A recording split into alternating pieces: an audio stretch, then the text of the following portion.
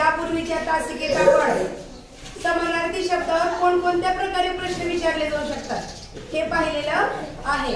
आत्ताच्या या तासिकेतून आपण विरुद्धार्थी शब्द या घटकावर कोणकोणत्या प्रकारे प्रश्न विचारले जाऊ शकतात हे पाहणार आहोत।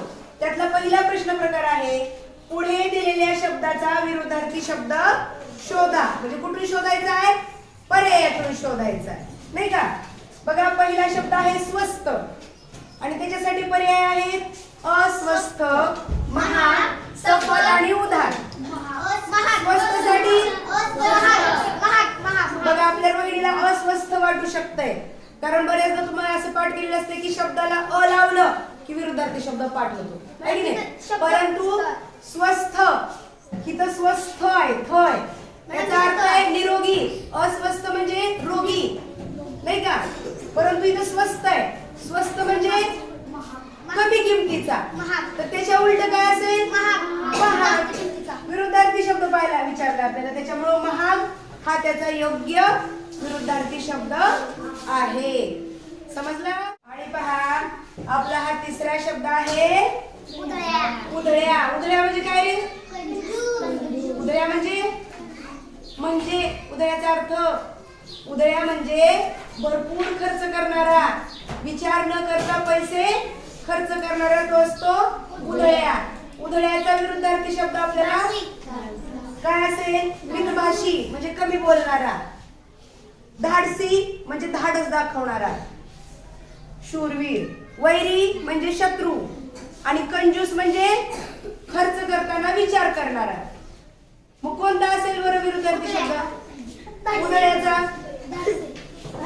उधळ्या म्हणजे विचार न करता खर्च करणारा आणि कंजूस म्हणजे खर्च करताना खूप विचार करणारा किंवा फार कमी खर्च करणारा।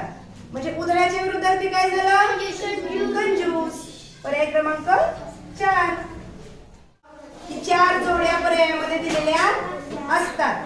त्या 4 जोड्यांपैकी योग्य विरुद्धार्थाची जोडी तुम्हाला शोधायची असते। म्हणजे 3 जोड्या कशा असतात? चुकीच्या। जसे की पहा, पहिला पर्याय नरक पाताळ, ही विरुद्धार्थी शब्दाची योग्य जोडी आहे का? नाही। नरक पाताळात आहे असं समजलं जातं, परंतु नरक म्हणजे पाताळ नाही।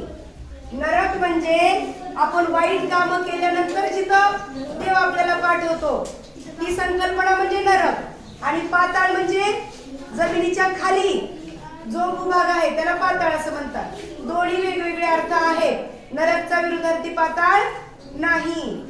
बर, दैत्य, राक्षस हे विरुद्धार्थी शब्द आहेत का? हे तर उलट समानार्थी शब्द आहेत, नाही का? दीर्घ, लांब हे आहेत का विरुद्धार्थी शब्द? दीर्घ म्हणजे मोठा आणि लांब म्हणजे लांबीला जास्त असलेला।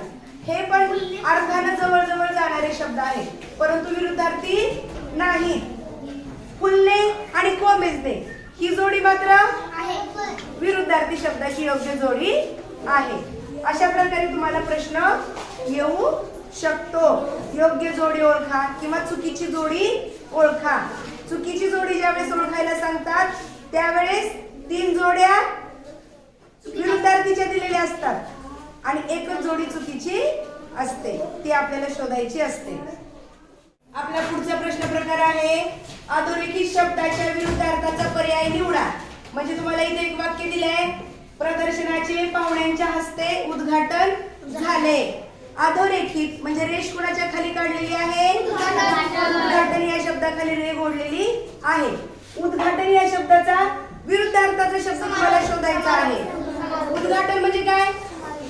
सुरुवात। सुरुवातच्या विरुद्धार्थी काय असतं? शेवट म्हणजे समारोप। म्हणजेच आपला पर्याय क्रमांक 1 हे योग्य उत्तर आहे।